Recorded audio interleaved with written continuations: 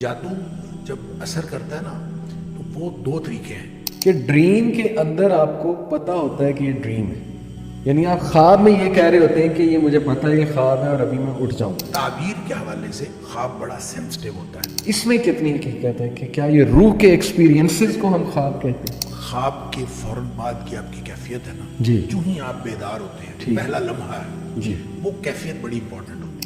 ایک چیز بڑا لوگ سوال پوچھتے ہیں کہ استخارہ جو ہے جب کیا جائے تو وہ خواب میں اشارہ آ جاتا ہے؟ لہٰذا جن لوگوں کا خیال یہ ہے کہ استخارہ کرنے کے بعد خواب لازمی آنا چاہیے، پھر نہیں آتا تو ان کا خیال یہ ہوتا ہے کہ استخارہ ٹھیک نہیں آیا، یہ کانسیپٹ درست نہیں ہے۔ ہاں البتہ ایسے کچھ مخصوص خواب ہوتے ہیں جو کلیئر کرتے ہیں کہ ہاں اس کا مطلب یہی ہے دیکھیں ایسا ہے کہ ہمارے علاوہ بھی اور دنیایں ہیں اور وہاں پہ ہم جیسے ہی لوگ ہیں یا ہم بھی ہو سکتے ہیں۔ ہمارا ڈوپل گینگلر، اسے ڈوپل گینگلر کہتے ہیں کہ ہماری ہی طرح کا بندہ ہے، وہ ہمارا ایک اور روح ہے۔ تو ہم بس اللہ کے بندے بن جائیں تو سارے معاملات خوابوں کے بھی ٹھیک ہو جائیں گے، حقیقت کے بھی ٹھیک ہو جائیں گے۔ کیا بات ہے۔ اور خواب الٹیمیٹلی خواب ہے، حقیقت کی دنیا میں آئیں، ایکشن لیں، ایکشن لینے والے بنیں۔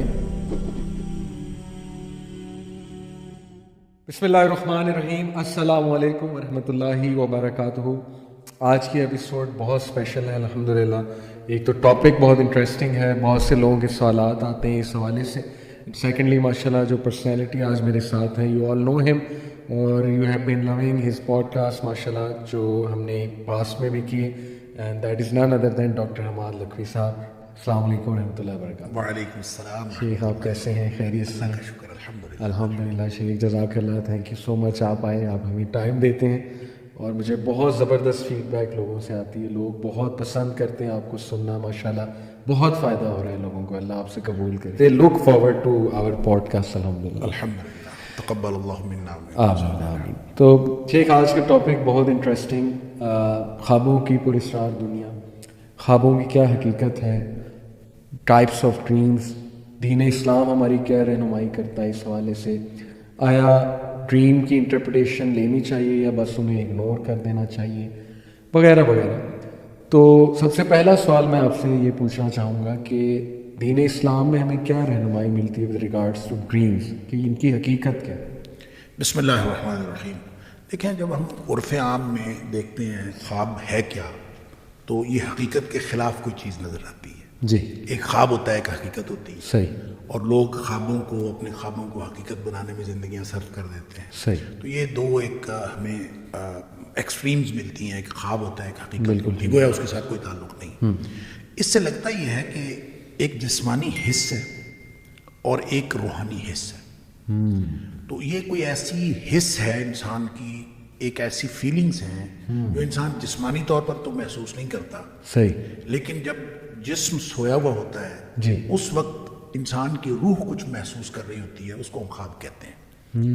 اور نبی اکرم صلی اللہ علیہ وآلہ وسلم نے بھی خوابوں کا بڑا تذکرہ فرمایا، احادیث کے اندر بڑا جا بجا ذکر ملتا ہے، قرآن حکیم میں خوابوں کا ذکر ہے، بلکہ یوں کہنا چاہیے کہ 6 خواب قرآن حکیم میں ذکر ہوئے ہیں۔ اچھا، 3 تو انبیاء کے خواب ہیں جی جی، اور 3 خواب جو ہیں وہ غیر انبیاء کے، مختلف لوگوں کے، اور ان کا باقاعدہ قرآن نے ذکر بھی کیا، اس کی تعبیر کا تذکرہ بھی کیا۔ اچھا، اس میں حضرت ابراہیم علیہ السلام کا خواب ہے جی، جو بہت معروف، حضرت اسماعیل علیہ السلام کو جو انہوں نے خواب میں دیکھا کہ صحیح انہوں نے صحیح، بالکل کلیئر کٹ انی ارا فی المنام ہے کہ میں نے خواب میں دیکھا، انی اذبحک، میں تمہیں ذبح کر رہا ہوں، صحیح صحیح اور پھر اس سے رائے پوچھی اپنے بیٹے سے، فانظر ماذا تری، کہ میں نے خواب میں دیکھا ہے۔ صحیح، اب ظاہر ہے کہ وہ نبی کا خواب ہے اور نبی کا خواب وہی ہوتا ہے، وہی کے درجے پر ہوتا ہے، لہٰذا بیٹے نے بھی اس میں کوئی تردد نہیں کیا، انہوں نے کہا ٹھیک ہے ابا جی، آپ کو جو اللہ تعالیٰ کی طرف سے حکم ہوا ہے۔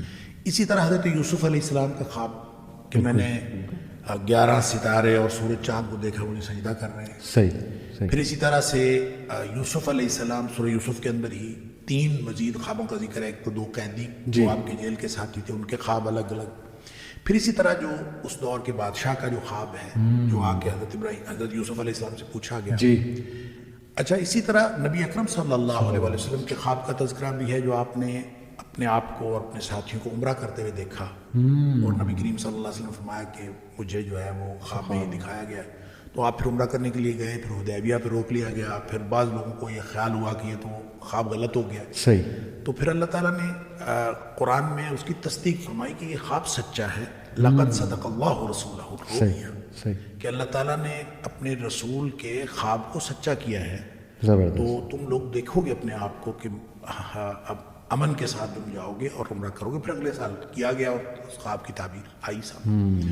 تو اس کا مطلب یہ ہے کہ یہ خواب کا تعلق, ایک تو پہلی بات کہ خواب حقیقت ہے, دوسری بات یہ ہے کہ اس خواب کا حقیقت کی دنیا کے ساتھ تعلق ہے, اور بعد میں آنے والی کسی واقعے کے ساتھ بھی تعلق ہو سکتا ہے, ماضی کے کسی واقعے کے ساتھ بھی تعلق ہو سکتا ہے, حال کے کسی واقعے کے ساتھ بھی تعلق ہو سکتا ہے. زبردست, البتہ نبی کریم صلی اللہ علیہ وسلم نے جو اس کی قسمیں بتائی, جو آپ نے ذکر کیا کہ اس کی کتنی قسمیں ہیں, اس کے بارے میں نبی کریم صلی اللہ علیہ وسلم کا ایک معمول بھی تھا. صحابہ کرام کہتے ہیں کہ عام طور پہ نبی کریم صلی اللہ علیہ وسلم فجر کے بعد جب ہماری طرف نماز کے بعد منہ پھیرتے تو آپ اکثر اوقات پوچھ لیتے تھے آج کسی نے خواب تو نہیں دیکھا. تو اس کا مطلب ہے خواب کی کوئی اہمیت ہے زندگی میں, صحیح, تو اسی لیے آپ پوچھا کرتے تھے. پھر نبی کریم صلی اللہ علیہ وسلم یہ بھی فرمایا کہ برا خواب ہو تو آپ کسی کو نہ سنائیں, اور اگر اچھا خواب ہو تو آپ سنائیں کسی کو. صحیح, اور پھر اچھا خواب بھی جس کو سنانا ہے اس میں بھی آپ نے فرمایا یا تو کسی عالم کو یا کسی ناسک کو, کوئی خیرخواہ آدمی ہو اس کو سناؤ, یا کوئی ایسا عقل مند آدمی ہو اس کو سناؤ, یا کوئی آپ کا پیارا ہو جس آپ کے ساتھ خیرخواہی رکھتا ہو. اس میں لگتا ہی ہے کہ یہ تعبیر کے حوالے سے خواب بڑا سینسٹیو ہوتا ہے, کہ نبی کریم صلی اللہ علیہ وسلم نے جب ہر ایک کو ہر تعبیر کا حق بھی نہیں دیا. اور مجھے ویسے بھی یہ لگتا ہے کہ تعبیر جو ہے, جیسے اللہ تعالیٰ نے قرآن میں فرمایا کہ حضرت یوسف علیہ السلام کو اللہ تعالیٰ نے تعبیر کا ملکہ دیا تھا اور سکھایا تھا, اس کا مطلب ہے یہ کسبی علم نہیں ہے, یہ وحی ہے, تو اللہ کی طرف سے ملتا ہے. لہٰذا خواب کی تعبیر کا ملکہ ہر کسی کے پاس نہیں ہوتا. کوئی شخص تعبیر کر سکتا ہے, کوئی شخص تعبیر نہیں کر سکتا. البتہ خواب کی قسموں کے بارے میں نبی کریم صلی اللہ علیہ وسلم نے فرمایا 3 قسمیں ہوتی ہیں. جی, آپ نے فرمایا ایک تو سچا خواب ہے, ٹھیک, ایک حلم ہوتا ہے. حلم جو شیطان کی طرف سے ہوتا ہے, اور جس کو اس کے لیے ایک اصطلاح بھی قرآن میں آئی ہے, اضغاث و احلام, جس کو کہتے ہیں پریشان خیالی. اور پریشان خیالی یوں کہہ لیں کہ آدمی کے جو بالکل ٹوٹے پھوٹے سے خیالات ہوتے ہیں اور منتشر قسم کی چیزیں, تو وہ خواب بے معنی ہوتا ہے, یا اس کے کچھ خوف ہوتے ہیں, وہ فیئر خوف ہوتے ہیں, ہو جاتے ہیں.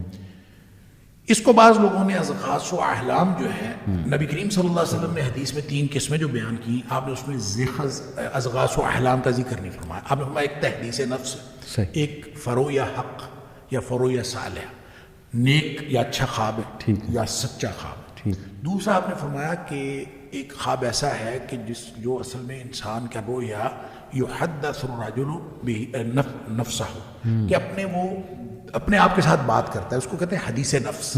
جو احوال ہے, بچے کے امتحان ہیں, امتحان میں اس کو ٹینشن ہوئی ہوتی, خواب امتحان کے آنا شروع ہو جاتے ہیں. کسی کو جاب کے اندر ٹینشن, اس کو جاب کے خواب آنا, یہ حدیث نفس ہوتی ہے. جس طرح سے اس طرح سوچ رہا ہوتا ہے. اچھا, تیسری چیز ہے آپ نے فرمایا شیطان ڈراتا ہے. جی, وہ تحزین ہوتی ہے, ڈراوا ہوتا ہے شیطان کی طرف. صحیح, لہٰذا اسی کو حلم کہا گیا ہے جو احلام کی طرف آتا ہے. لہٰذا اس کا مطلب جو شیطان کے ڈراوے والا خواب ہے وہی اضغاث و احلام ہے. صحیح, بعض لوگوں نے حدیث نفس کو بھی اضغاث و احلام میں شامل کیا ہے. ایسی بات نہیں ہے, لگتا یوں ہی ہے کہ جو نبی کریم صلی اللہ علیہ وسلم نے 3 کیٹیگریز بتائیں, سچا خواب, جی, اور دوسرا جو حدیث نفس جو احوال کے مطابق آ جاتا ہے, اور تیسرا جو ہے وہ اضغاث و احلام یا پھر شیطان کی طرف سے ڈراوا. یہ ایک دوسرے سے ملتی جلتی چیزیں ہیں, کیونکہ جو ہم منتشر قسم کی چیزیں دیکھتے ہیں, ایک شخص نے خواب میں دیکھا کہ میں اپنا سر اتار کے اس کے ساتھ فٹ بال کھیل رہا ہوں, ٹھنڈے مارتا ہوں میں جا رہا ہوں, تو اس نے آ کے نبی کریم صلی اللہ علیہ وسلم کو خواب سنا, آپ نے فرمایا شیطان کی طرف سے ڈراوا ہے, اس کو نہیں سناتے کسی. ٹھیک ہے. تو اس کا مطلب ہے اس طرح کی جتنی بھی چیزیں ہیں, بھینس پیچھے لگ گئی ہے, کوئی جانور پیچھے لگ گیا ہے, میں ایک دم گر گیا ہوں, فلان جگہ سے ٹکرا گیا ہوں, ایسا ہو گیا ہے, ایک دم انسان کہیں کا کہیں آسمان پہ پہنچا, زمین پہ پہنچا, یہ منتشر خیالی ہوتی ہے, ڈراوا بھی ہوتا ہے شیطان کی طرف سے, وہی اضغاث و احلام ہے. اور عام طور پہ جس معبر کو پتہ نہ ہو کیا ہے, وہ ہو سکتا ہے کہ رویا صالحہ کو اضغاث و احلام کہہ دے, جیسا کہ جو فرعون مصر تھا جی اس نے جو بھی اس نے خواب دیکھا تھا یعنی حضرت یوسف علیہ السلام کے جی جی جی تو اس نے جو خواب دیکھا تھا تو اس کے درباریوں نے اس کو یہی بتایا تھا کہ یہ پریشان خیالی ہے، اس خواب کی کوئی حقیقت نہیں. ہاں جی حالانکہ اس خواب کی حقیقت تھی.